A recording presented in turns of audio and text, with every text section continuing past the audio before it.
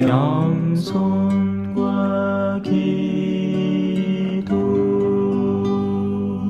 천미 예수님, 성부와 성자와 성령의 이름으로 아멘. 하늘에 계신 우리 아버지, 아버지의 이름이 거룩히 빛나시며 아버지의 나라가 오시며 아버지의 뜻이 하늘에서와 같이 땅에서도 이루어지소서. 오늘 저희에게 일용할 양식을 주시고 저희에게 잘못한 일을 저희가 용서하오니 저희 죄를 용서하시고 저희를 유혹에 빠지지 않게 하시고 악에서 구하소서.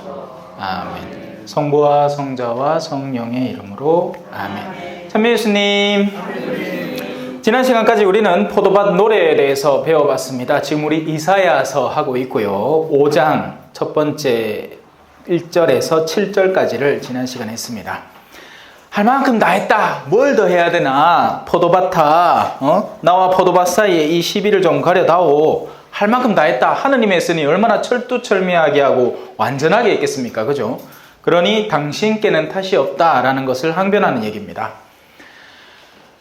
우리의 영혼은 포도밭이에요. 나는 포도나무요. 거기에다가 밭이라는 건 그 포도들이 가득 들어있는 곳이죠. 그래서 흔히 교회를 의미합니다. 하느님은 당신 교회를 당신께 이끌어드리기 위해서 많은 노력을 쏟아붓습니다. 그뿐만이 아니라 사실 모든 사람이 당신의 자녀로서 농부의 보살핌을 받게 되어 있어요. 그래서 환경이 불우할 수 있습니다. 맞아요. 시작점이 완전히 다를 수 있어요. 누구는 태어나기를 목사님 아들로 태어날 수도 있는 기고, 누구는 눈 떠 보이기네. 아빠 집 나고 없고, 엄마는 딴 남자하고 눈 맞아가지고, 아는 내 삐리 뿌고, 나는 할머니 집에 또 키워지다가 할머니 일찍 돌아가시고, 친척 집에 맡겨졌는데 그날부터 시집살이를 어마어마하게 해가 손이 다 앞으로 트고 어릴 때부터 그런 사연을 가질 수 있습니다. 그럼에도 불구하고, 만약에 우리가 절대로 하느님을 알 기회가 없었다. 하느님이라는 분을 모를 수는 있어요. 그러니까 그리스도교에서 말하는 이런 종교적인 분위기 이런 거 모를 수 있습니다. 네. 하지만 선을 모를 수 있는가 인간이? 그건 아니에요. 언젠가 한 번은 선을 체험할 기회를 선물 받는단 말입니다. 그건 그 사람에게 가장 적합한 기회고 우리는 그 상황에서 선택을 하게 되는 거죠. 보통 특히나 현대 한국 사람들은 환경 탓을 굉장히 많이 합니다. 내가 지금 이런 건 환경이 이랬던 탓이다. 그리고 이제 그걸 가중시키는 게 심리학이죠. 네가 어떻게 형성됐는지 아나? 네 성격이 요 모양 요 꼴인 거는 너 아버지가 요래 어머니가 요래 했겠네. 네가 요런 기다. 그 말은 결국 결론은 뭐예요? 네 탓은 한 개도 없다. 너는 그 탓에서 자유롭다.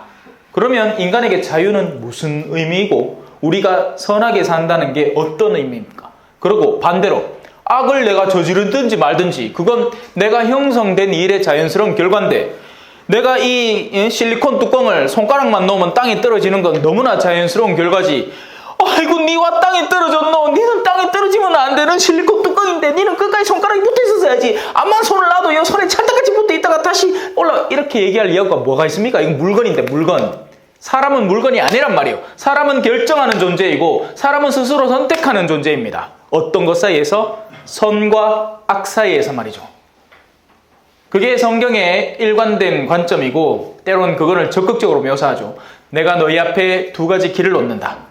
생명과 죽음의 길을 놓는다. 원하는 대로 선택해라. 그리고 이 선택의 상황은요. 신부되면 선택이 사라질 것 같아요. 아닙니다. 와야. 요즘 신부님들이 얼마나 신나게 환속하는지 몰라요. 이렇게 얘기하면 너무 이상한데 가톨릭 신문 한번 보십시오. 구석구석마다 한 주에 한 번씩 신부님들 면직당했다는 소식이 면직, 정직 수시로 나와요. 그 말은 뭐예요? 사제가 된다고 해서 그 환경이 절대적으로 그를 보호해 주지 못한다는 얘기입니다. 아니요. 언제나 활짝 열려 있는 거예요. 가장 극악무도한 상황 속에 있다 하더라도 거기에서 마음을 바꾸고 선으로 돌이킬 수 있는 환경이 열려 있는 것이고 가장 거룩할 것 같은 환경 속에 살더라도 정반대로 언제나 유혹에 빠져들 수 있는 가능성이 활짝 열려 있는 거죠. 그래서 우리의 신앙은요, 끝이 없어라. 눈 뜨고 살아있는 동안 계속해야 돼. 원래 그런 거예요. 어느 순간 완성되어 버리는 게 아니란 말입니다. 세례 받는다고 완성되는 게 아니라 세례 받을 때 겨우 잉 하고 문 열고 이제 들어가는 기죠. 결혼도 마찬가지잖아요. 결혼이 완성이 아니죠. 결혼이 시작이죠. 그때부터 이제 뭐 니는 와 내 칫솔을 썼니 안 썼니, 변기에 오줌 싸고 와 변기 그를 안 내려놓니 올려놓니 뭐 막 미친듯이 싸운다 아닙니까? 맞죠? 우리 골룸보자면 어디 갔노? 티켓보다. 오늘 와 조용하십니까? 잘 들으라 하실 분이 오늘 조용하시네. 자, 그래서 이 포도밭이라는 곳에는 하느님께서 열심히 애를 쓰셨단 말입니다. 거기에다가 자, 이 포도밭은 어디를 의미하느냐? 우리는 항상 성경을 읽으면서 우리 자신을 거기에 대입해야 됩니다. 포도밭은 바로 이 성모 울타리예요. 여러분, 미흡한 점이 많죠? 솔직하게 얘기해서 오늘도 제가 잠깐 묵상을 해봤어요. 야, 진짜 많이 바뀌었다. 그죠? 옛날에 제가 처음에 여기 왔을 때만 해도 저 밑에 저 밑에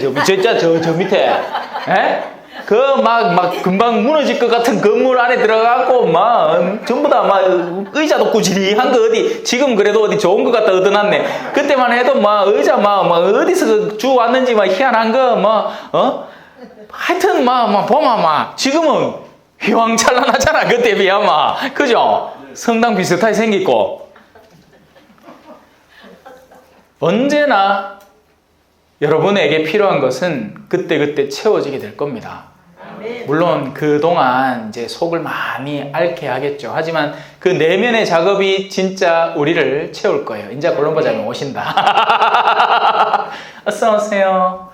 오는 게 아니고 누구 데리고 나가는 거. 자, 그러면 이제 계속 들어가 봅시다. 그렇게 이제 포도밭이 제 역할을 못했다 이 말입니다. 그러면서 6가지의 재앙이 선포되기 시작합니다. 과연 그 재앙들은 어떤 것을 시사하고 있는지, 오늘날 우리의 삶에는 무엇을 대변해서 살펴볼 수 있을지 같이 보면 좋겠죠. 6가지 재앙의 선포 8절입니다. 불행하여라 라고 시작을 합니다. 이는 마치 신약 성경의 행복선언, 반대로 불행선언과 같은 뉘앙스죠. 예수님도 비슷한 얘기를 했잖아요. 불행하여라 너희 바리사이들아, 너희가 뭐는 하면서 뭐는 하지 않기 때문이다. 뭐 이런 얘기 하잖아요. 여기에는 좀 더 추상적으로 적혀 있습니다. 이렇게 적혀 있어요. 빈터 하나 남지 않을 때까지 집에 집을 더해가고 밭에 밭을 늘려가는 자들. 딱 우리나라죠. 그죠? 예. 얼마나 또 제가 이제 지금 초전에 살고 있잖아요. 참외 많이 나는 동네. 예. 요새 지금 한창 수확됩니다. 2월 중순부터 수확을 시작하더라고요. 예. 그러면서 이제 한 주 노란 거 익은 거 훅 따서 비싼 값에 팔고, 그 다음에 또 시간 좀 두고 보다가 익은 것들 또 한번 싹 걷어가지고 박스 떼기로 탁 모다가 팔고 뭐 이런 식이에요. 그러면서 이제 시간이 지날수록 참외값이 똑똑똑똑똑 떨어져 나갑니다. 근데 지금은 한창 비쌀 때, 박스당 7만원, 8만원 할 때. 예. 지금이 맛있지. 이제 근데 자, 이건 쓸데없는 소리고. 자, 그러니까 어떻게 되느냐? 우리 어르신들의 특징들은 빈 땅을 보지를 못해요. 요만한 땅덩이 있잖아요. 다음날 가보면 언제 경작돼갖고 어디 고추 신겨 있거나 뭐 신겨 있습니다. 네. 할머니가 뭐 허리 이래갖고도 한번 나와갖고 내가에 내가 아침마다 이제 강아지 데리고 산책하는 그 옆불떼기 그 조망만한 땅을 또 개간하시는 거예요. 참 그런 거 보면 진짜 대단하면서도 한편으로는 아련하죠. 네. 지금 시대가 이제 많이 바뀌었는데도 그 근면함이 사라지지 않는 겁니다. 어새 아들은 지 새끼 못 나가는데도 뒤죽겠다고 난리인데 끄지요? 새끼가 한 19대는 뭐해라?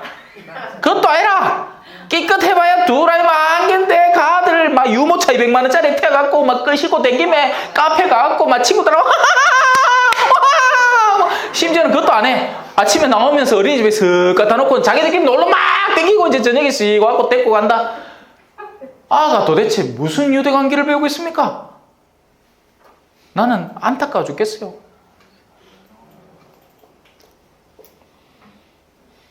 근데 우리는 여기서 말하는 구석구석 빈대를 남겨놓지 않는다는 건 내적인 차원의 의미입니다.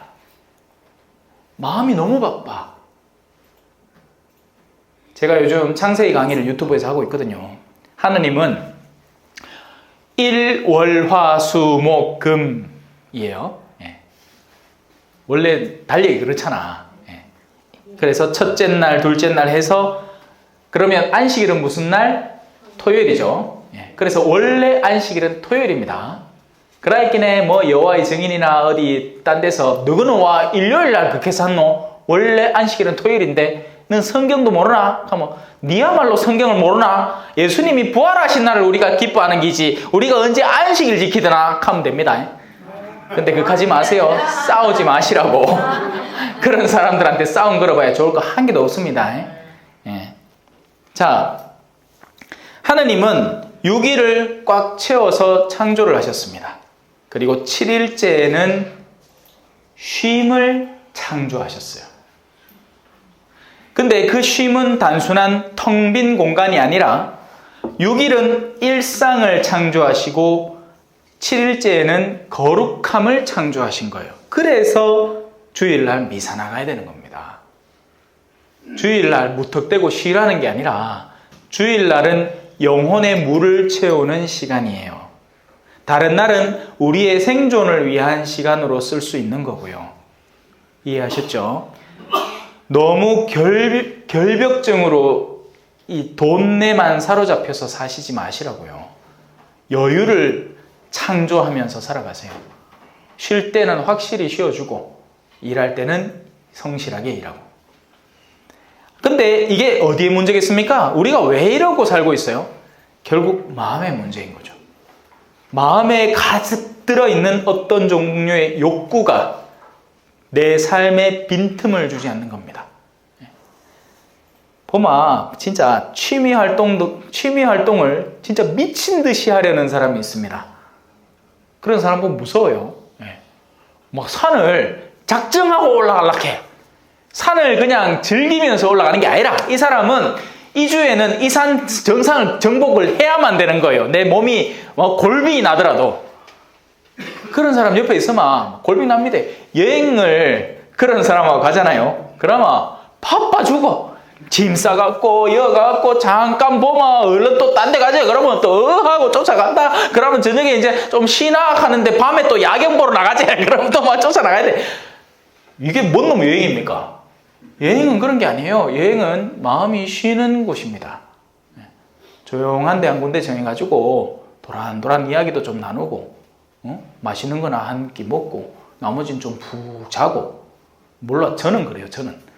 근데 이거 가이드 이렇게 딱 붙여갖고 가는 패키지 여행 가잖아요. 그러면 막 여 갔다가 가게 갔다가 저 갔다가 가게 갔다가 저 갔다가 가게 갔다가 예? 그래야 자기한테 커미션이 팡팡 들어오니까. 예. 다시 돌아옵시다. 불행하여라. 빈터 하나 남지 않을 때까지 집에 집을 더해갖고 밭에 밭을 늘려가는 자들. 자, 그들의 근본에는 자신들이 구축하려는 자기만의 영역이 있는 겁니다. 왜 그렇죠? 자, 지금 내 앞에도 뭐 많다, 그죠? 커피도 있고, 물도 있고, 깨끼도 있고, 뭐 많다. 자, 일단 내 수중에 들어온 거죠. 내 깁니다. 눈 보지 마세요. 이 마음인 겁니다. 이 마음. 내 안에 들어왔기 때문에 내 것이다 라고 생각하는 거예요. 아니에요. 걱정하지 마세요. 저는 배가 크게 안 고프니까 아까 델리만주를 너무 많이 먹었디만 배가 터질 것 같아. 그라이끼네 여기 있는 건 드시고 싶은 분의 것입니다. 이게 나눔의 정신이에요. 여기에는 욕심이 없고 식별이 있죠. 내가 얼마나 필요한가. 초대교회 사람들이 그렇게 산 거예요. 자기가 번 것들을 사도들의 발 앞에다 바치면 사도들은 필요에 따라서 나눠주는 겁니다. 운명 공동체인 거죠. 왜? 욕심이 없으니까. 그들의 내면에는 무엇이 들어있죠? 하느님이라는 아버지가 당신의 자녀들을 하늘의 새들도 먹이시는 분이 자식들을 안 돌보시겠나라는 굳은 신앙이 들어있는 겁니다. 그런데 우리는 안 그렇죠. 우리는 내 거는 내 거, 네 것도 내 거. 이게 누구 심보? 놀부 심보라. 거기에다가 집 하나를 딱 삼아 내가 몸 누일 곳 있고 그 안에 충분히 쉴 곳 있으면 될 거를 안 돼. 하나 더 해야 돼. 그래서 또 하나 집 사고 그거는 전세 주고 또 하나 해가 월세 주고 그 다음에 해가 나중에는 이제 조물주 위에 뭐 있다고? 건물주 있죠. 그걸 뭘 되새깁니까 그걸. 속삭 간다. 조물주 위에 건물주. 그게 아니죠. 예, 자신의 탐욕이 그만큼 자꾸 늘어나서 내 몫을 챙기려는 거예요. 내 수중 안에 어떻게든 넣으려는 겁니다. 그래서 이런 사람들은 또 자식은 또 미치듯이 아낀다. 왜? 내 피에서 나온 내 피고 내 살에서 나온 살이라서 야들은 내 몸과 똑같은 느낌을 갖게 되는 겁니다. 하지만 아니라는 건 나중에 드러나죠. 언제? 자식 둘이가 유산 서로 갖겠다고 머리 끄대이 지 뜯으면서 싸우고 아버지 숨 꼴딱꼴딱 넘어가는데 예쁠 때 하고 아버지요 지금 가시면 안 됩니다. 통장 비밀번호는 알려주고 가 있어. 가만 이제 그제서야 아이고 내가 일하려고 아들을 낳았나 이렇게 잘해줄 필요가 전혀 없었는데 이제 가난한데 주고 싶어도 자기 뭐 침상에서 일어나지도 뭐하죠. 진작에 줄걸. 그지요.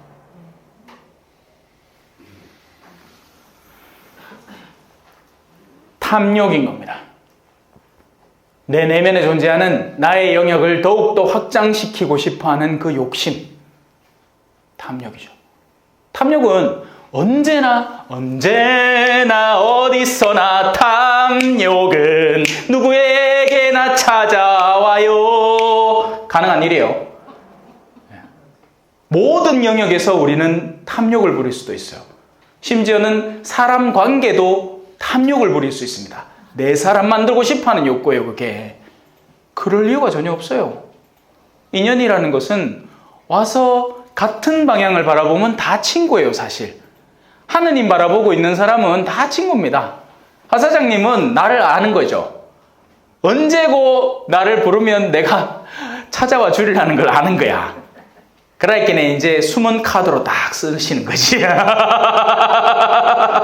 빈자리 하나 생긴다 싶으면 요거는 이제 마시면. 딴 때는 이제 다른 신부님들은 좀 청하기도 힘들고 뭐 하겠네 좀 이렇게 부탁했다가 안 되는 경우 딱 생기면 아이고 마신분님 가면 또 쪼르륵 오이게. 이게 이제 같은 방향을 보고 뭐 같은 목적지를 지향하고 있으니까 언제든지 둘이가 마음이 맞아서 죽이 들어가는 거예요. 그게 같이 산다는 의미입니다. 그렇게 살아야 되고요. 하느님이라는 분을 머리에 두고 우리는 각자의 지체를 형성해서 살아가는 거예요. 그렇게 살아야 돼요. 어디가? 여기가 그래요. 여기는 특별히 더 그런 공동 운명체를 형성할 수 있죠. 서로를 신뢰하면서. 자, 그러니 그런 이들에게 선포되는 재앙입니다. 만군의 주님께서 나의 귀에다 말씀하셨다. 정녕 수많은 집들이 폐허가 되어 그렇게 자기의 영역을 구축하던 것들이 다 폐허가 될 겁니다.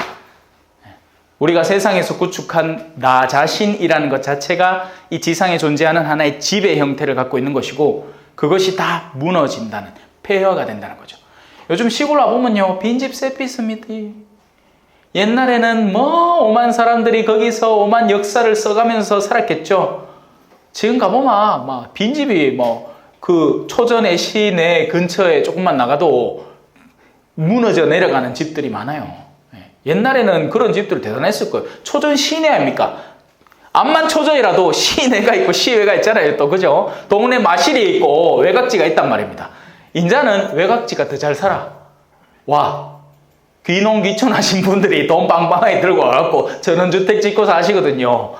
안에는 도로 무너지고 있어요. 심지어 성당의 실제 신자 수도 우리 성당 주변의 영역의 신자는 얼마 없습니다. 조심하신 주변이에요. 전부 다. 바깥에 더 많아. 왜냐면 바깥이 살기 좋으니까 조용해. 여기는 시끄럽기만 하지 하기는 안 와.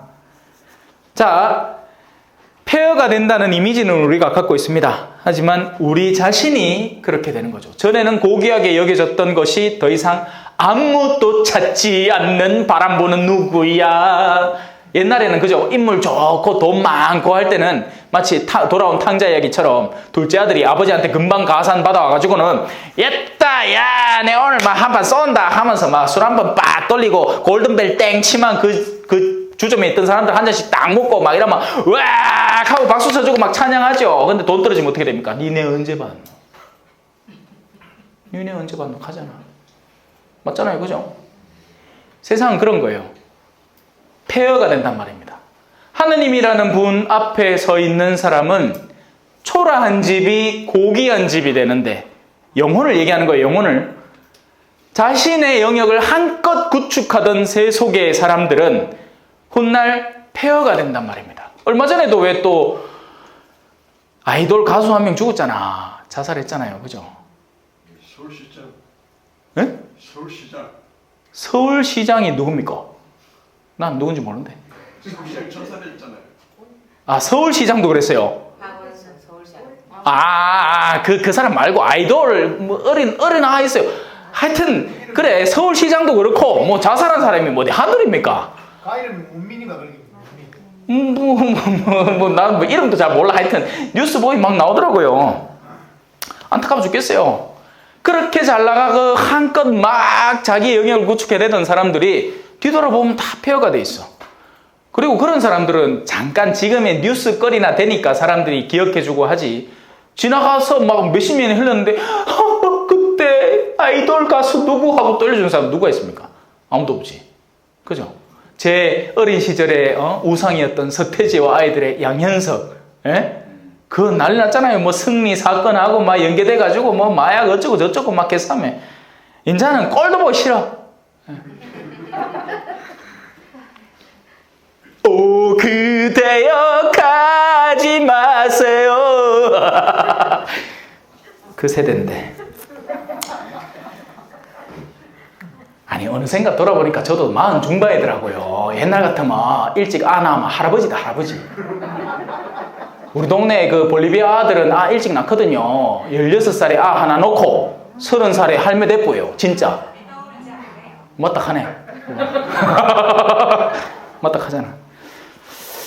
아이고 그랬는데 그래. 예? 아직까지 제가 그 고등학생 때 추던 이게 다 기억이 납니다. 예. 성당 가요제에 나가고 막 춤 추고 했는데 그래 까불더나가 이제 40 중반이라 점잖하게 살아야 돼. 속에 천불이 나나 안 나나. 마음은 아직 17인데 나는 득 들어가. 그죠? 자 넘어갑시다. 크고 좋은 집들에도 사는 사람이 없으리라. 어떤 집이든지 사람이 있어야 생기가 유지됩니다. 안 그러고 사람이 빠져나오면요. 암만 좋은 집도 벌개이들 그리고 곰팡이들 온기가 여름에는 좀 시원하게 그 통풍을 시켜줘야 되고 겨울에는 뜨시게 만들어줘야 이 얼었다 녹았다를 하면서 생기는 그런 이 서리 같은 게 결국 건물을 해치는 건데 사람이 살면 그런 일이 안 일어나죠. 사람이 사는 온도로 살아가니까. 근데 그게 빠져나오면 그때부터 망가지는 거예요. 우리에게서 신앙이라는 것이 빠져나가면 그때부터 그 사람의 존재는 세속의 가치만이 남아있기 때문에 아까 제가 얘기했던 건물에게 일어나는 세속적인 작업들, 풍화 작업이 내면에서부터 일어납니다. 사람이 신앙이라는 걸 갖고 있으면 가치관을 갖고 있는 거고 줏대를 갖고 있는 것이고 바람직함을 꾸준하게 집어넣고 있다는 얘기예요. 그러니 일주일마다 한 번씩 미사드리게 하는 거예요. 안 그러면 영혼이 뭐 맨날 첫날 친구 만나면 네 돈 얼마 벌었네, 내 돈 얼마 벌었네, 우리 남편이 뭐 했네, 백을 뭘 샀네 그런 얘기를 계속 반복해서 듣잖아요. 처음에는 생각이 없던 사람도 나중에 되면 산다는 게 그런 건가? 하고는 자기도 뒤돌아가고 있는 거예요. 하지만 우리가 신앙에 돌아오면 뭐 해야 됩니까? 이래 얼굴 험상궂게 생긴 신부가 앞에 와가지고 똑바로 살아가죠. 그죠? 그렇게 살면 안 된다고. 하느님 믿고 하느님을 성실히 따르는 게 삶의 기쁨이고 즐거움이다. 뭐 암만 귀를 그냥 때리고 건너가는 소리라도 그래도 미사 와서 그런 소리 한두 번 들으마 그런가 하다가 또 세상에 넘어가더라도 또 주일에 와서 그래 들으마 그런가 하고는 다시 쪼매 바로 세운단 말입니다. 그 하다가는 어떻게 돼요? 나중에 이제 기운 다 빠지죠. 바람 피우고 싶어도 상대가 바람을 안 피울라게. 예? 그것도 40 중반 내 정도 돼가 이제 회사에서 부장급 때마 여비서가 부장님 하고 이제 꼬리나 좀 치는 기지. 나중에 70대 갖고 막 몸에 막 냄새 피필 나고 막 머리 막 허거지고 얼굴 쭈르륵 빵 돼갖고 가진 것도 별로 없고 하면 이제 뭐 해야 돼요? 저 두려공 갖고 장기나 둬야 되는 겨. 그 말고 할 게 뭐 있노? 근데도 거기 가면 또 그거 있다면서요. 바카스 아줌마. 예? 이따 가대 그래. 이따 가대. 저 두려공 가면 바카스 판 아줌마 있대. 예? 뭐가 있다고? 지금은 없답니다. 아, 지금은 또 없어졌어요. 아, 내는 모르지. 내가 안 가봤는데. 그런 얘기가 있더라고요. 자, 하지만 어디든지 사람이 옆길로 셀 곳은 있습니다. 그 말은 뭐예요? 사람이 살아야 집이 유지가 된다는 얘기예요. 신앙이 존재해야 올바른 가치가 그 안에 머물러야 그 집을 폐허로 만들지 않고 풍화작용을 일으키지 않게 생기를 주면서 살게 한다는 겁니다. 보통 보면 수녀님들이 그렇잖아요. 그죠? 연세를 몰라. 수녀님들은 연세가 미스테리라. 와, 나이가 엄청 젊을 것 같은데 나중에 알고 보면 이제 신부는 알 수 있잖아요. 그죠? 신상 명세서가 있으니까 깜짝 놀라는 거예요. 연세가 이렇게 되셨나? 제가 볼리비아에서 함께 일하다가 나중에는 이제 제가 콜롬비아 분이세요. 할머니 수녀님인데 95인가 6인가에 최종적으로 돌아가셨어요. 그래서 그 직전에 이제 콜롬비아까지 가서 인사드리고 그 다음에 이제 빠이빠이 했지. 그런 분도 나이를 모르겠어요. 예. 왜? 삶을 정갈하게 책임감 있게 질서 있게 살아가면 덜 망가지는 겁니다. 아무래도. 물론 인간이 뭐 한 200살 살지는 못하죠. 근데 옛날에는 원래 성경의 원래 지식대로 따르면 인간은 죽음을 알지 못했어요. 언제까지? 죄가 들어오기 전까지는. 죄가 오고 나서부터 우리 내면에 엇나감이 생기는 겁니다. 시계가, 우리 생체 시계가 뒤틀려지는 거예요. 그러면서 무너지기 시작하는 거죠. 나무들 한번 보세요. 나무들 천년 만년 살 수 있잖아요. 그죠? 물론 지금의 우리 지구 환경 속에서는 천년 만년 살면 뭐하노? 산불 한번 휙 나게 다 타쁘더만. 그죠? 예? 아이고 큰일 났다. 이제 우리 자손들은 뭐 보고 사는지 몰라. 강릉 가도 놀 것도 한 개도 없고 이제 다 타쁘가 탔네. 오만상 날 거 아닙니까? 자, 다시 돌아와서 크고 좋은 집들에도 사는 사람이 없으리라. 열을 가리 포도밭이 한 포도주 한 밭밖에 내지 못하고. 이게 뭐 무슨 말인지, 그러니까 한 밭이라는 건 단위 체계를 말하는 건데 어마어마하게 많은 걸 투자해서 요만히 생산한다는 겁니다. 이 놈은 향수도 아니고. 예? 향수 원액은 그렇다죠. 장미꽃을 막 3,000개를 모아야 겨우 한 병 만들어내는 게 향수랍니다. 향수 원액. 그래서 보통 쓰시는 향수들은 원액이 아니에요. 걷다가 알코올 섞은 거죠. 그 알코올 섞은 비율에 따라서 어디 또 뭐 이렇게 얘기하는 거예요. 벤소에서 뿌리는 거. 그러니까 향의 지속 기간에 따른 거예요. 뿌려서 3, 4시간 지속되는 가벼운 향수가 있고 뿌렸을 때 24시간을 지속하는 향수 원액이 더 많이 든 게 있고. 근데 이든 저든 다 알코올 든 거예요. 예. 원액은 안 팔아. 얼마나 비싼데. 한 병에 150만 원 막 이렇게 썼습니다. 자, 쓸데없는 소리였고요. 제가 옛날에 또 향수에 조예가 깊었거든요. 요새는 안 뿌리고 다니. 요새는 그냥 비누도 막 어디 빨래 비누 남은 거 있으면 그거 갖고 쓱쓱 못 떼고 말았고 하지. 옛날에는 얼마나 생각에 똥이 들어차 있었는지, 그죠? 느낄 수 있죠, 그죠? 예. 향수 막 뿌리고 댕겼다 카이. 다비도프 쿨워터. 예. 그 비싼 겁니다. 이제 안 뿌려. 예.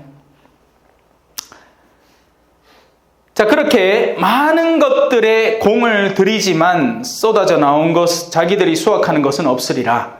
우리가 왜 그렇잖아요. 현세에서 어릴 때 기쁨 기억나십니까? 잠자리 보면서 즐거워했던 기억나세요? 저는 아직도 기억이 나요. 잠자리 날개 그 보면 막 무지갯빛이 싹 나면서 그 있는 신경망들하고 그 조직들이 너무너무 이쁜 거예요. 그러니까 잠자리 한 마리 잡아놓고는 관찰을 열심히 한다. 눈알은 또 눈알대로 양방향에 뚝 박혀갖고, 그죠? 그거 자세히 살펴보면 안에 막 오만 눈들이 막 박혀있단 말이에요. 그런 거 보면 너무 신기해. 예. 깨구리도 그렇고, 그죠? 얼마 전에는 저 대야산 갔는데 바닥에 올챙이들이 다 깔려있는 거예요. 그게 뭐 도롱뇽 올챙인지 뭔 놈 올챙인지 모르겠지만서도 어릴 때의 그 경탄은 매 순간이 모든 것이 즐거움으로 바뀌죠. 신기해 죽습니다. 눈 오면 날라죠. 개들이 그렇잖아, 그죠? 눈 오면 막, 그죠? 막 눈물 낙하고 막. 우리 어른들은 눈 오면 뭐 합니까? 어이구야, 운전 우야노. 치아야 되는데, 군인들은, 그죠? 눈 오면 막 진짜 하늘 무너지는 것 같은 느낌이에요. 왜? 치아도 또거든요. 근데 또 치우래. 치워야지. 왜? 작전을 해야 되니까. 언제 북한이 쳐들어올지 모르는데. 요새는 왜 할란가 몰라. 있는 탄도 다 퍼다준다 하는데. 예? 참.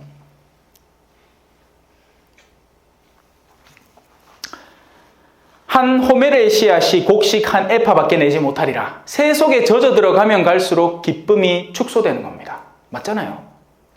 처음에 오토바이 한 대 사갖고 가족들이, 그죠? 제가 어린 기억이 그게 있어요. 아버지가 오토바이 딱 타마, 엄마 뒤에 타고, 형 제일 뒤에 타고, 나 제일 앞에 딱 타고.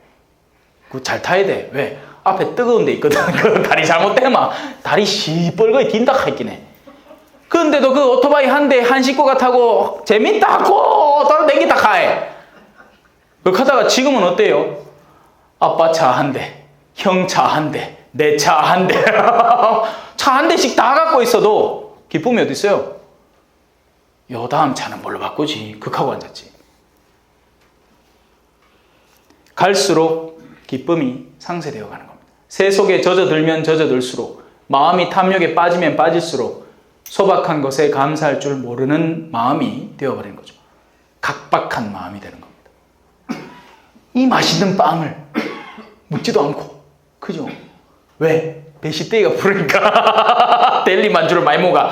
델리 만주를 안 먹었으면 지금 하나부터 열까지 다 맛있을 낀데, 그런 거죠. 탐욕이란. 자, 두 번째 불행으로 들어가 볼까요? 불행하여라. 자, 이 뜨끔한 사람 많겠다. 아침 일찍부터 독한 술을 찾아다니고 저녁 늦게까지 술로 달아오르는 자들. 물론 술 자체가 맞지만 이 술이 영성적으로 의미하는 것은 쾌락에 대한 중독을 말합니다. 하느님도 우리에게 기쁨을 주고요. 세속적인 것도 우리에게 기쁨을 주는데 이 두 개의 기쁨은 기쁨의 차원이 다르죠. 이 두 번째 기쁨, 세속이 우리에게 가져다 주는 기쁨을 쾌락이라고 부릅니다.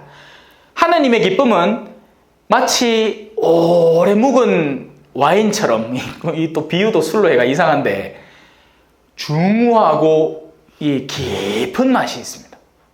그래서 그 맛, 거기에 맛들이면 맛들일수록 그 기쁨이 더욱더 풍부한 향을 내는데 반해 세속의 기쁨, 이건 이제 쾌락이라고 불러야 돼요. 쾌락은 어떤 특성을 지니느냐? 중독을 유발합니다. 최근 들어서 이제 젊은이들한테 마약이 퍼지고 있다죠. 저는 정말 다행이에요. 왜? 남미에서 정말 작정하면요, 너무나 쉽게 코카인을 맛볼 수 있었을 거예요. 근데 하느님이 보호하사 한 번도 그런 기회는 없었어요. 근데 기회가 없었는 게 아니라 우리 집에 나가면 건너집에 뭐 원하면 구할 수 있는 그 아세요? 전신주에 신발 걸려 있잖아요. 영화에 보면 그런 거 나오는 거 못 봤는가? 미국 영화 같은 데 보면 전신주에 애기 신발 같은 거 걸어놨습니다. 그 집에 마약 파는 집이에요. 뭘 그래? 그러니까 사보려고. 농담이죠. 자, 그럴 일도 없고 우리가 남미 갈 일은 없으니까. 이게 뭐가 문제죠? 강렬한 기쁨을 머리에 콱 박아버립니다. 그죠? 그러고 난 뒤에는 이제 그걸 잊지 못하게 되는 거예요. 그래서 단 한 번을 만나도 느낌이 중요해. 난 그렇게 생각해. 이렇게 해갖고 그 첫 강렬함을 남기고 그 강렬한 쾌감을 선물해 주고 나면 그 다음에는 같은 양을 해도 그걸 느끼지를 못하는 거예요. 세상의 모든 쾌락은 비슷합니다. 첫 차를 샀을 때의 기쁨, 그리고 그 다음에는 자꾸 주는 거예요. 그래서 늘려야 되지. 주입하는 양을. 그 결국 돈도 마찬가지인 겁니다. 처음에 내가 첫 월급 받아서 엄마 아빠 빨간 내복 사드릴 때 그 기쁨과는 나중에는 이제 돈을 많이 버는데도 그런 내면의 쾌감이 더 이상 찾아오지 않는 거예요. 그걸 어떻게 써야 되느냐? 거룩한 기쁨으로 바꿔놨어야 되는 겁니다. 내가 가진 것으로 하느님께서 선물해 주시는 기쁨을 어떻게 얻을 것인가? 여기에는 가난한 이들이 존재하는 겁니다. 나눔의 기쁨을 느낄 줄 아는 사람은 돈이 많건 적건, 아니 많으면 오히려 더 적극적으로 이쪽을 지향하고 그것을 성실히 이행해 나갈 수 있습니다. 필요한 이에게 무언가를 줄 때의 기쁨만큼 좋은 게 없어요, 여러분. 그거 아세요? 그래서 제가 여기 오는 걸 즐기는 거예요. 우리 성당에서는 암만 줘봐야 고맙다 한 사람 아무도 없거든. 와, 원래 나오는 본당 주임 신부님이고 오늘 나오고 내일 또 나올 낀데 뭐 오늘 내가 미사중에 좀 해 자도 내일 보면 또 서 있을 낀데 뭐 다를 게 뭐가 있어. 내가 암만 그날 복음을 열심히, 오늘도 제가 열심히 복음 강론을 써놨습니다. 사실 여러분들한테는 원고 없이 했지만 옷에는 강론을 열심히 준비해 쓴단 말이라. 쓰면 뭐 안 믿고. 이게 이 세속적 쾌락의 영역에 존재하는 쾌락 대신으로 거룩한 기쁨의 영역을 확충해 나가야 돼요. 어떻게 봉사할 수 있을까? 그러면 내가 자꾸 소진되겠죠.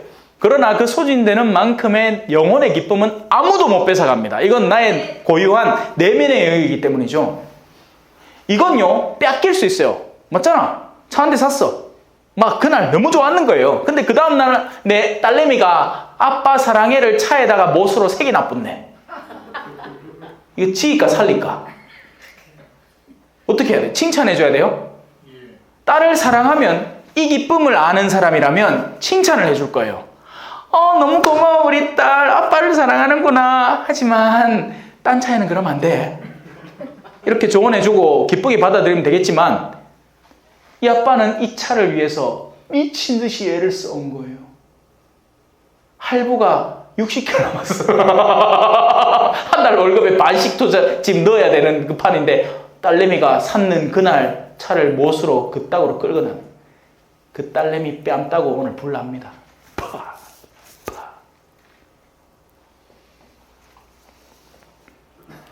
취해 있는 사람들, 세속이라는 것에 독한 술처럼 취해 있는 사람들, 아침에 눈 뜨면서부터 아침에 눈을 떴을 때 쾌락 딴딴딴딴, 점심을 먹으면서도 쾌락 딴딴딴딴, 저녁 먹고 나면 더 할 나위 없는 쾌락, 술 취해보자 고삐 풀릴 때까지. 그 노래 아닙니다 원래. 딴 노래 있는데 그냥 개사해봤어 순식간에. 하루 종일 그런 세속에 젖어 있는 거예요. 돈 어떻게 더 벌까, 그 번 돈을 어떻게 더 늘릴까, 그러면서 맨날 하는 짓이 비트코인, 뭐 도지코인, 뭔 놈 코인. 요새는 주식이 빡 떨어졌다죠. 제가 그 소식 보면서 하나님한테 감사드렸습니다. 하느님, 주식을 한 번도 해본 적이 없어서 주식의 저 소식에 내 마음이 일말의 요동도 없네요. 감사합니다. 아이마, 지금 주식 넣어놓은 사람들 마음이 어떻겠어요? 사람이란 원래 그렇거든요. 제가 아까 얘기했잖아요. 쾌감이라는 건 그게 줄면 느껴지는 고통이 어마어마합니다. 도박이 왜 위험한지 아세요? 도박장 가면 그 돈 전부 다 내 것 같이 느껴지거든요. 초심자의 행운이라 해가지고 처음에는 엄청 딴단 말이에요. 악마가 그렇게 디자인해 놨단 말입니다. 따게 해놨단 말이에요. 따고 나면 되네. 10만 원 들고 갔는데 지금 내 수중에 20만 원 있어. 그러면 그 20만 원 그날 다 털고 나옵니다. 그게 도박장이라는 거예요. 사람이 눈이 벌겋게 만들어가지고 거기 시간 다 쏟고 노력 다 쏟고 돈 다 쏟고 그렇게 해가지고 막 덜 나위 없이 거기에 있는 모든 것이 내 것인 양 느끼게 만드는 거죠. 이 무시무시함을 이해를 못하면 이 불행선언의 주인공이 되는 겁니다. 그들은 비파와 수금, 손붓과 피리 소리와 더불어 이 뭐예요? 전부 다 정신을 창란하게 만드는 주변의 혼잡함들이에요. 여기에서 벗어나면 어떻게 해야 돼요? 끊을 줄 알아야 돼요. 끊어야 돼요. 새 속의 소리들을 끊어야 된다고요. 여러분들이 무슨 구국에 무슨 열사도 아니고 뭔 놈 정치 소식을 막 미친 듯이 들어가면서 마음을 전부 다 분노로 채우냐고요. 그럴 이유가 없단 말이에요. 필요하면 끊으세요.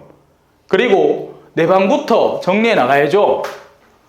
국가를 내가 왜 정리해? 그거는 나라님들이 알아서 할 일이고 내가 필요하면 투표를 하면 되는 거고 나는 지금 내가 충분히 다스릴 수 있는 올바른 다스림의 영역부터 정돈해 가야죠. 그게 바른 다스림, 정치라는 것입니다.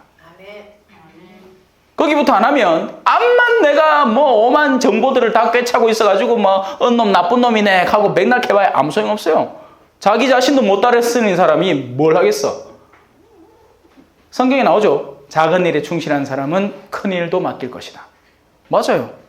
맞다고요. 그러니 이런 비파와 수금, 손붓과 피리 소리와 같은 우리를 혼란스럽게 하는 모든 소식들에서 스스로를 절제하고 멈출 줄 아십시오. 가만히 놔두면 정수됩니다. 정수 원리 딴 거 아니에요. 저 정수장관 뭐 하는지 아세요? 물 끌어다 와서 가만히 또 그나마 깔아앉아. 더러운 것들이. 그러고 나서 위에 것만 쭉 뽑으면 정수된 물이에요. 뭔 놈 필터를 거치고 일할 이유도 없어요. 그냥 가만히 좀 놔둬. 그래서 예수님도 제자들 데리고 가서 좀 쉬자 하잖아요. 어떤 때는 좀 쉬어야 돼요. 너무 시달리지 말고. 그렇게 자기를 취하게 하는 온갖 외부적인 요소들 사이에 자신을 두면서 술을 마셔대면서 보다 더 중요한 핵심 내용이 여기 나옵니다. 주님의 업적에는 관심도 기울이지 않고. 자, 보세요. 물이 정화가 안 되면 이 물을 깨끗하게 정화시켜 줄 수 있는 강한 필터를 통해서 억지로라도 정화를 시켜줄 수 있습니다. 맞죠? 그게 정수기의 원리 아닙니까? 무슨 삼투압이니 필터니 헤파 필터니 수 필터니 어쩌고 저쩌고 하면서 좋은 필터만 있으면 물이 암만 추적고 더럽고 꾸작물이 있어도 통과시켜버리면 다 정수가 됩니다. 볼리비아 있을 때 누가 보냈는지 한 박스 띠기에 그 빨대 있어요. 그거를 보내줬어. 가난한 나라 사인끼네 이거 필요하실 것 같아갖고 주문을 해갖고 보내주셨나봐. 그 빨대가 많은 거마 이런 밀크 커피 같은 물에다가 꽂아가지고 쭉 빨아당기면 이 물 나옵니다. 근데 웃긴 건 제가 사는 동네는 수도가 있다는 거죠. 쓸 일이 하나도 없어요. 사람들이 그래. 이제 자기가 상상하는 그런 곳으로 이미지를 만들어버리고 그런 도움을 주려고 하는데 정작 필요한 도움 딴 거죠. 주님의 업적에 관심을 기울일 때 우리는 혼잡함 속에서도 질서를 찾습니다. 그래서 사장님이 무리해서 이거 하는 거예요. 이 시간에 빵이나 좀 더 만들고 아니면 나가서 팔고 그러지 말라고 이러겠노 하겠지만 아니란 말이에요. 예수 그리스도의 사상과 올바른 정신에 대한 관념을 우리 안에 집어넣고 부여할 때 오히려 사람이 필터 빠져나온 더러운 물인 양 정화된단 말입니다. 예수님도 사실 예수님의 활동상을 잘 살펴보면요 재밌어요. 예수님은 진득하게 앉아가지고 오늘 첫 번째 수업은 뭐다 이렇게 안 했어요. 예수님 바빴어요. 돌아다닌다고 바빴어요. 예수님이 어디 진득하게 있을 이유가 뭐가 있습니까? 기와 있었던 게 이방 지역에 가서 그 왜 야곱의 우물 기억나시는지 모르겠어요. 그 동네 사람들하고는 한 이틀을 더 머무르셨습니다. 특별 케이스인 거죠. 왜냐하면 그들이 너무나 간절히 원했으니까. 우리와 함께 주여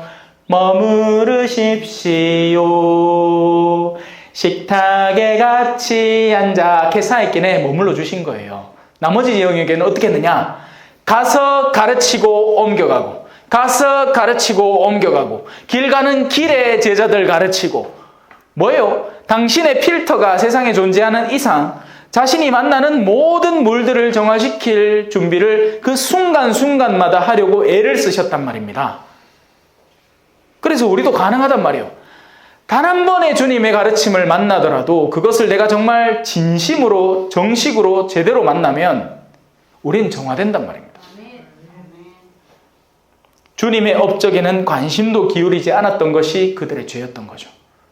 하느님이 어떤 분이신지, 무엇을 하실 수 있는지, 우리의 영혼에 어떤 과정을 거칠 수 있는지, 주님의 손이 이루신 일에는 눈도 돌리지 않는다. 그것이 사실은 더 큰 죄였던 겁니다. 혼잡함에 나를 빠뜨리는 것은 정신 똑바로 차린 사람도 어떤 땐 그렇게 돼. 저도 아직까지 컴퓨터 게임 좋아하는 세대예요. 제가 한창 이 고등학생 때 386, 486 막 이렇게 나오면서 컴퓨터와 같이 성장해 왔거든요. 그러면서 제가 대학생 되니까 이제 PC방 나오고 막 PC방에서 밤새 본 적도 있고 막 그렇단 말입니다.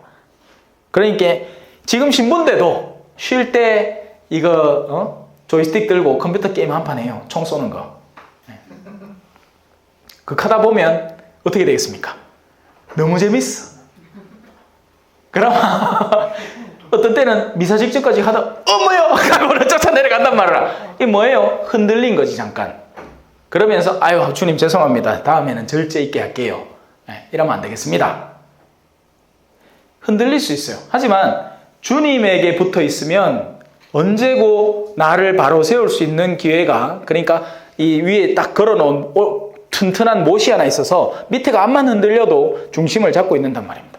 근데 이게 없으면 이제 허브 하는 거지. 어디로 갈지 몰라서. 그러므로 나의 백성은 지각이 없어지는 겁니다. 무언가를 인지하고 식별하려면 내가 어디 굳건히 서 있어야 이걸 볼 수 있어요.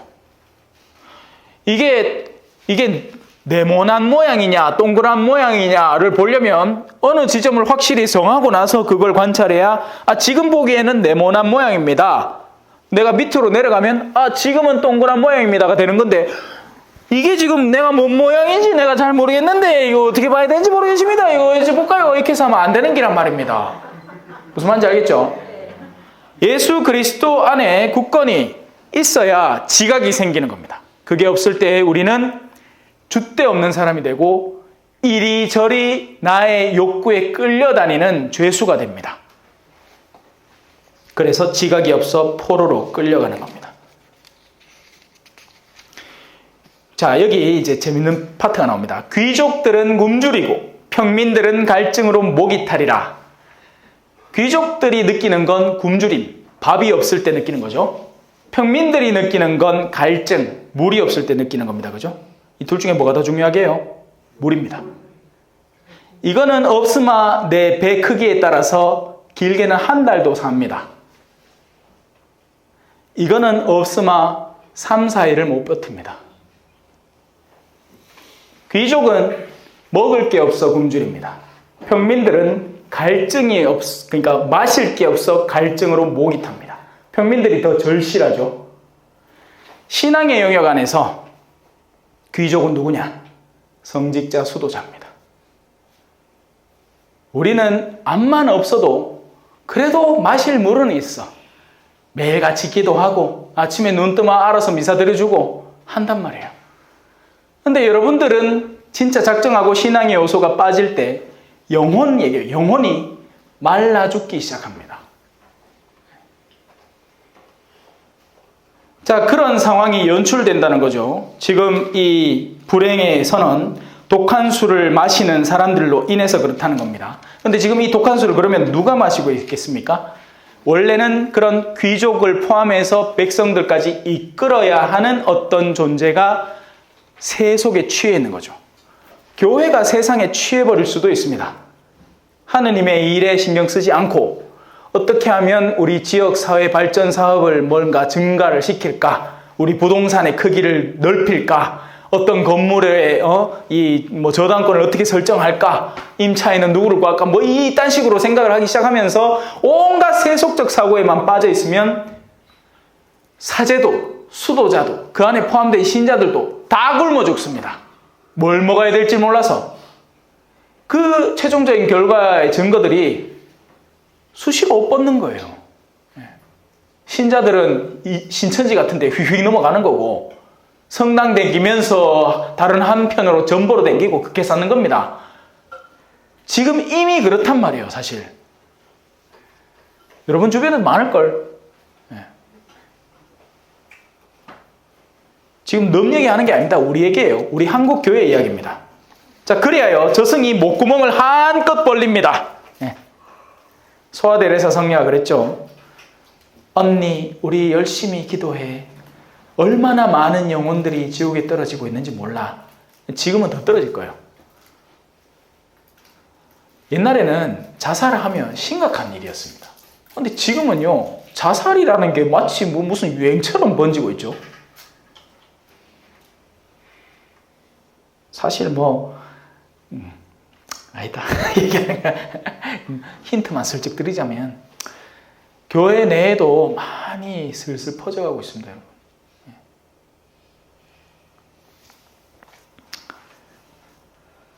자, 저승이 그 입을 한없이 열어젖히면 영적인 영역에서는 한계가 없어요. 원하면 얼마든지 더 확장시켜서 무언가를 수용하고 받아들일 수 있습니다. 그들의 영화와 법석거림이 떠들썩하게 기뻐 뛰던 자들이 그곳으로 빠져들리라. 정신을 차리고 있으면 안 들어가겠죠. 옆에 개가 하고 있으면 그 소리 듣고는 깜짝 놀랄 거 아닙니까? 그죠? 근데 귓구녕에 옷에 왜 노이즈 캔슬링 해가지고 소음 없애는 기가 뜯 끼고 가다가는 생각 없이 가다가 옆에 으악 하고 놀라는 기라. 그게 나야. 둠바. 이렇게 끼고 있으면 아무것도 안 들리거든. 그러면 이제 복도라고 가다가 나중에 하자보다 뒤에 차가 있어. 엄마야 하고 놀란단 말입니다. 보마 인지하고 있으면 안 놀래요. 영혼이 자리 잡고 딱 서 있으면 근처에 다가오는 위협들이 보이고 피할 수 있습니다. 그게 위협인지 아닌지를 구분할 수 있다고요. 아가씨가 다가온다고 다 좋은 게 아니라. 일단 아멘 해야 돼. 술 사준다고 무조건 좋은 사람이 아니라. 15% 이윤 쳐준다고 좋은 게 아니라 사기꾼이지. 세상에 그런 게 어디 있습니까? 그거 하면 기업들이 그거 다 했지 벌써. 니만 몰래 알려주는 긴데 상품권 10장 삼아 13장 주는 데가 있단다. 처음에 한 두세 번은 그래 해가지고가 이제 나중에 친척들 돈 다 끌어모다가 한 1억 더 집어있고 나면 티쁘지. 머리 좋아. 그죠? 그렇게 떠들썩하게 기뻐 뛰던 자들이, 쾌락으로 날뛰던 자들이 바로 그곳에 빠져드는 겁니다. 저승의 목구멍에. 남미의 그 이과수 폭포 근처에 가면 악마의 목구멍이라는 곳이 있어요. 그 진짜 물이 어마어마하게 내려오는데 그 가운데에서 왜 폭포가 그냥 이렇게 떨어지면 되는데 중간에 구멍이 뚫릴 수도 있잖아요. 거기 구멍이 하나 뚫려 있나 봐. 물이 고요한데 소용돌이가 막 치면서 이제 물이 글로 다 내려갑니다. 악마의 목구멍. 인간이 비천해지고 사람이 낮아지리라. 거만한 자들의 눈도 낮아지리라.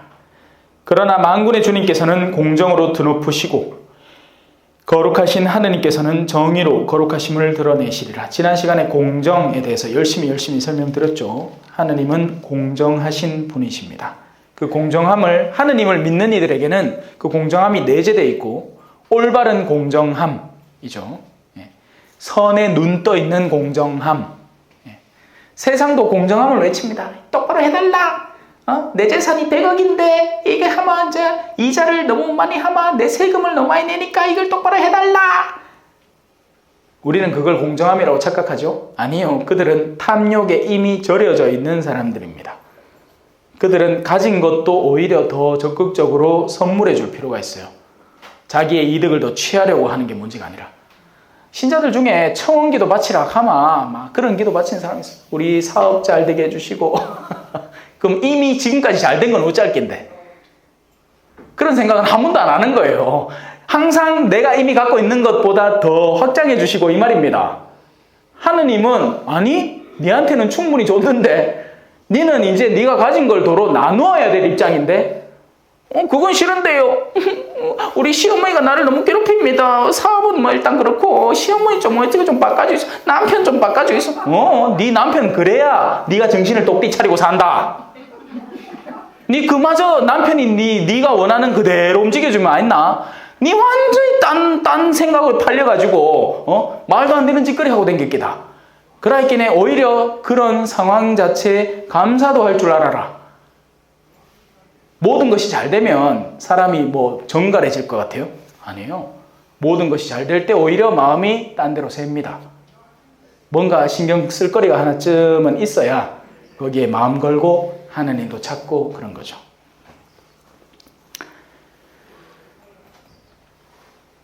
어린 양들은 그곳에서 제 목장인 양 풀을 뜯고 살진 새끼 염소들은 그 폐허에서 풀을 뜯어 먹으리라.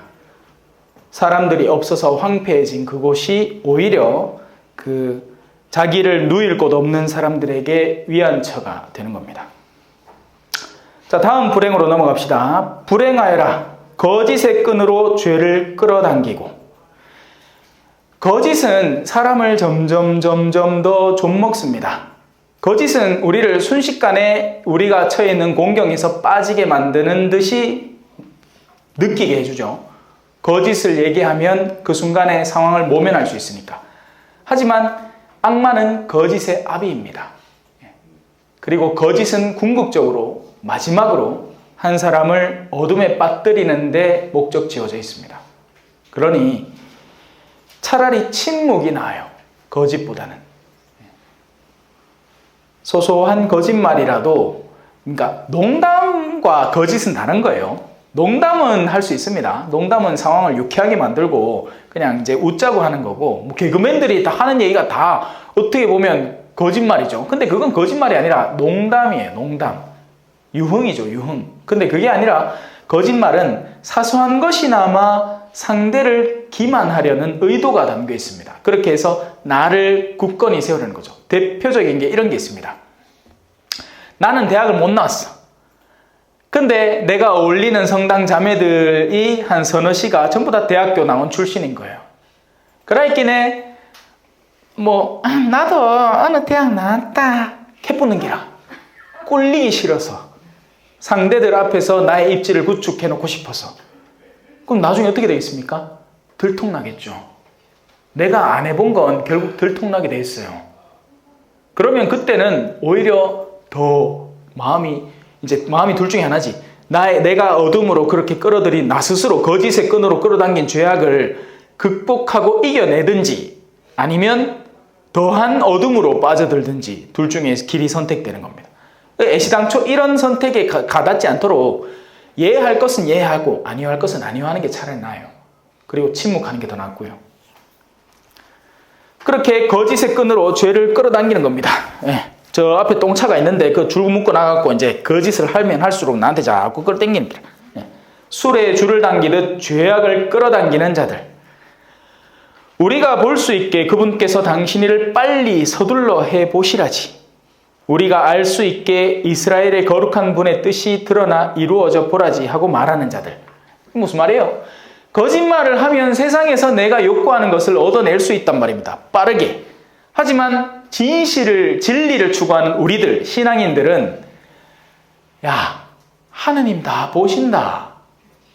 이런 얘기를 하는 겁니다. 니 그러면 안 된다. 하느님 다 알고 계시고 보신다. 나중에 다 갚아주실 것이다.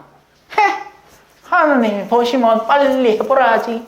내가 이렇게 거짓말을 하면서 돈 많이 벌고 잘 사는데 왜 나는 와 더 잘 사노? 니는 갈수록 더 못 살고 뭐 이런 겁니다. 빈정되는 거죠. 자, 다음 불행으로 넘어갑니다. 불행하여라. 좋은 것을 나쁘다 하고 나쁜 것을 좋다 하는 자들. 학교 선생님이 학생들을 가르칠 때 학생들의 기분을 맞춰주면서 그들에게 인기 있어지고 싶어하는 선생님이 있을 수 있어요. 그러면 학생들이 어리석게 하는 것도 그냥 하고 그냥 넘어갑니다. 그러면 인기가 많아집니다. 그런데 바람직한 선생님은 학생들을 올바른 길로 이끌려고 하기 때문에 그들이 지금 하고 있는 것, 말 그대로 뭐 화장실에 가서 몰래 담배를 피우는데 어떤 선생님이 와갖고 맛있게 피라 하고 그냥 지나가 보고 마치 자기하고 상관없다는 듯이 어떤 선생님은 이놈들 여기서 그러면 안 되지 라고 하면 이제 그 선생님은 꼰대가 되는 거죠. 자, 그 여론을 형성해내는 아이들의 마음속에 바로 이게 든 겁니다.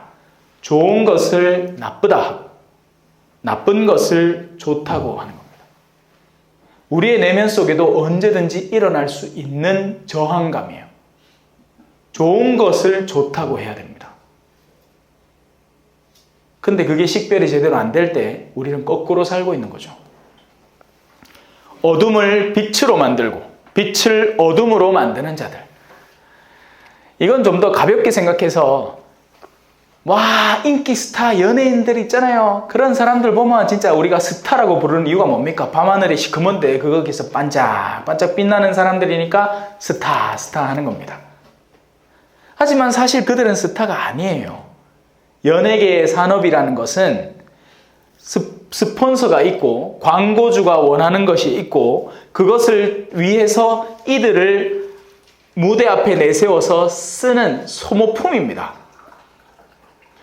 자기들은 그게 이제 어린 마음에는 눈앞에 찬란하게 보일지 몰라도 그들은 그 안에서 엄청 신음하고 시달리고 있는 거예요. 그러나 우리는 그 이면의 어둠들을 전혀 이해하지 못하죠.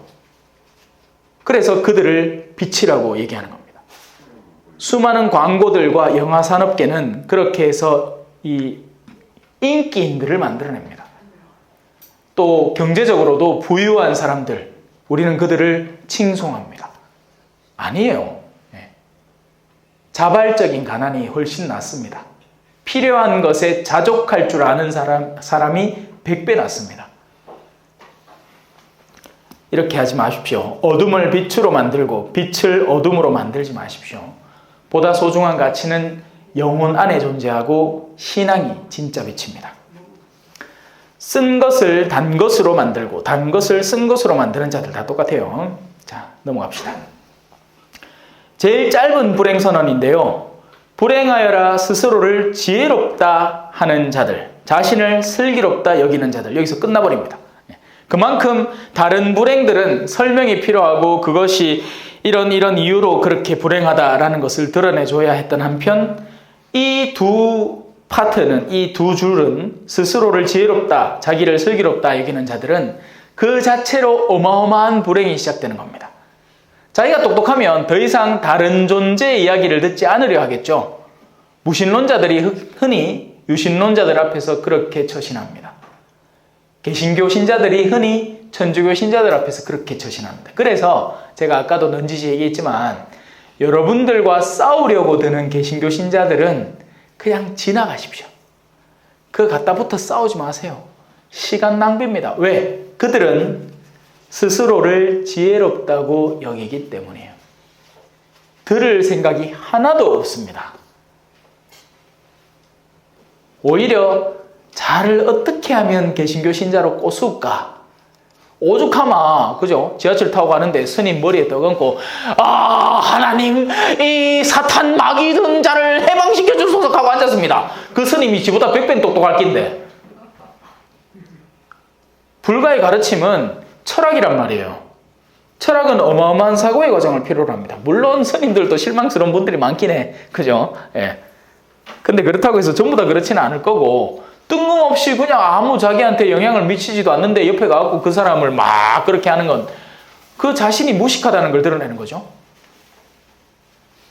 그래서 이 사람들은 그 자체로 자신들이 불행해지는 겁니다. 인간의 첫 죄는 교만이었어요. 내가 하느님처럼 선과 악을 알게 하는 존재가 되고 싶다 해서 선악과를 먹게 된 거죠. 자, 또 나옵니다. 불행하여라. 술 마시는 데에는 용사들이요. 술 억시 많이 나온다, 그죠? 예. 독한 술을 섞는 데에는 대장부인 자들. 우리 뭐 점심 딱 물어가면 막 기본 소주 맥주 해가지고 깔락깔락깔락깔락깔락 해가 한 잔 쫙 그렇게 막 챈다. 그죠? 아, 뭔가 같다. 그죠? 우리는 술을 즐기려고 먹는 민족이 아니에요. 우리는 취하려고 먹는 민족이죠. 다른 나라는 술의 향과 이 여러 가지 주법들, 어떤 것과 섞어서 어떤 향을 고유하게 드러내서 그걸 즐기는지 그런 것들이 발달해 있고, 왜 영화 같은 데 보면 나오잖아요. 뭐 바에 가갖고 맥주 하나 시켜놓고는 막 천년만년 그걸로 그냥 먹고 있는 찔끔 소 뭐 오줌 먹듯이. 우리는 그런 게 어딨노? 깔라깔라깔라깔라깔라깔라 해가 막 소주도 그냥 깔라깔라깔라깔라깔라 해가 막 한 잔 쫙 들이키야 챈다 이게 되는 거지. 자, 근데 여기서 말하는 술은 그게 아닙니다. 용기를 어디에서 발휘하는가라는 것입니다. 어떤 성인이 이렇게 얘기했어요. 원래는 죄를 지을 때 수치를 느끼고 회개할 때 용기를 내야 된다. 그런데 사람들의 상황은 뒤바뀌어서 죄를 지을 때는 용기 있게 죄를 짓고 뉘우칠 때는 부끄러워하더라. 왜 그렇잖아요. 판공 때 줄 쭉 서가 있으면 그죠? 혹시 누가 볼까 싶어가지고 막 걷다가 또 우리 본당 신부님 아닌 사람 찾아가 소리 막 듣고, 어떤 때는 다른 신부님이 있다가 잠깐 쉬시라고 본당 신부님 들어가 보면 그 뒤에 서 있던 신자들이 우르르 딴 데 가봅니다. 그죠? 재밌어. 우리나라에만 독특한 문화예요. 그죠? 용기를 어디서 내야 할 것인가? 거룩한 것을 추구하는 데 용기를 내야 됩니다. 뇌물 때문에 죄인을 죄 없다 하고 죄 없는 이의 권리를 빼앗는 자들. 이것도 사실 큰 문제입니다. 그죠? 사회적인 실질적인 문제이기도 하죠. 굳이 뇌물이 아니라도 인간관계, 인맥, 학벌 이런 것들이 뇌물처럼 작용합니다. 우리가 남이가 그 말은 딴 사람이 우리 같이 놀아요 하면 니는 남이다 하려고 우리가 남이가예요. 우리가 남이가가 우리가 이렇게 우정을 다져서 다른 이들을 더 친근하게 초대하는 데 쓰이는 게 아닌 우리의 권위를 보장하니까 너희는 튕겨나가 이 말입니다. 그라이킨에 죽을라고 다들 그 스펙 쌓으려고 서울대 들어가려고 난리를 치는 거죠. 거기에서 온갖 부정들이 일어납니다. 자기들 판의 세계를 짜는 거죠.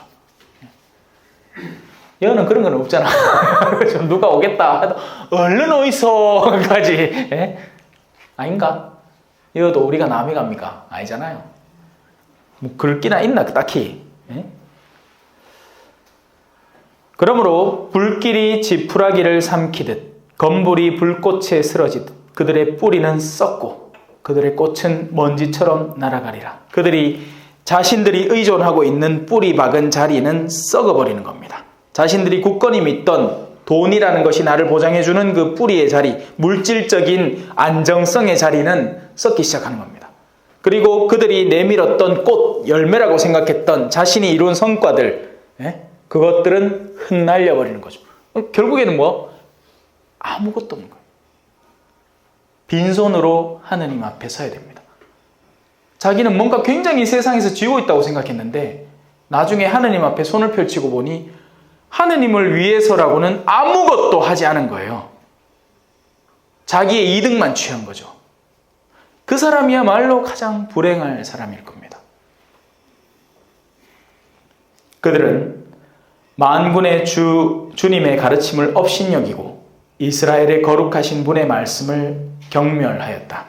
사실은 이게 가장 그들의 내면 속에 자리 잡고 있는 핵심 반대, 저항인 거죠. 주님의 말씀에서 멀어진 결과로 나머지 것들이 다 생기는 겁니다. 20분까지 하락하는데 여러분들의 이 반응을 보니까 너무 오래 하면 지쳐버릴 것 같습니다. 벌써 지쳤고. 그래서 오늘 여기까지만 할게요. 혹시나 뭐 궁금한 거나 질문 같은 거, 뭐 교리 상식이나 뭐 이런 거 있으면 언제나 제가 묻지만 단 한 번도 질문 받아본 적은 딱히 없다. 그래요. 그렇습니다. 뭐 다른 거 없죠? 궁금한 거 있습니까? 저는 아마 지금 이후로는 2달 뒤에 또 준비돼 있죠. 예, 그래서 이제는 그나마 옛날보다는 좀 더 자주 볼 낀게 친하게 지내시다. 강복 드리겠습니다. 성부와 성자와 성령의 이름으로 아멘. 주님께서 여러분과 함께 또한 사제의 영과 함께 전능하신 천주 성부와 성자와 성령께서는 여기 모인 모든 이에게 강복하시어 길이 머물게 하소서. 아멘. 성부와 성자와 성령의 이름으로 아멘. 감사합니다.